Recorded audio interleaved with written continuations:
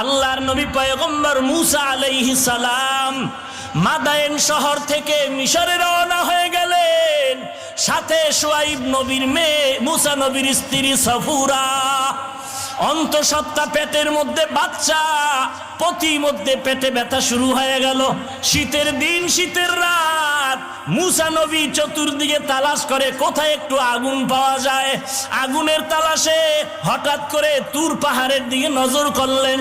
ওদিকে গিয়া আগায়, ওই তুর নামের উপত্যকায় গিয়া যখন চললেন একটু আগুন আনার জন্য, সামনে আগায় একটু আগুন আনতে যাবে, আগুন আনতে গিয়া দেখে যত কাছে যায় আগুন তত পেছনে সরে যায়। কিছু দূর যাওয়ার পরে মুসা নবীর পায়ে জুতা ছিল। হঠাৎ একটা আওয়াজ আইলো, ইয়া মুসা ফাখলা'না আলাইক ইন্নাকা বিল ওয়াদিল মুকাদ্দাসি তুয়া। ওরে মুসা, জুতাটা খুলে ফেলো, এটা তো পবিত্র তুর উপত্যকা, জুতাটা খুলে দাও। মুসা নবী বলেন, কেউ যদি আওয়াজ দেয় হয়তো ডান দিকে আওয়াজ পাই অথবা বাম দিকে আওয়াজ, না হয় সামন দিক থেকে, না হয় পেছন দিক থেকে আওয়াজ, কিন্তু আমার জুতা খোলার যে আওয়াজটা পাইলাম, এই আওয়াজটা শুধু ডান দিক আর বাম দিক না, সামনে আর পেছনে না, আওয়াজটা আমি চতুর্দিক থেকে আমার কাছে আসলো। আমার কাছে আশ্চর্য লাগলো, এই আওয়াজটা কিসের আওয়াজ? আমি প্রশ্ন করলাম, কে আওয়াজটা দিলেন? গায়েবী আওয়াজ এসে গেল, আনা রব্বুক, আমি তোর রব, আমি তোর মালিক।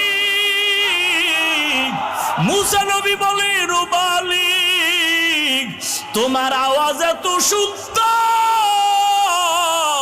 না জানি তুমি কত সুন্দর রে মালিক।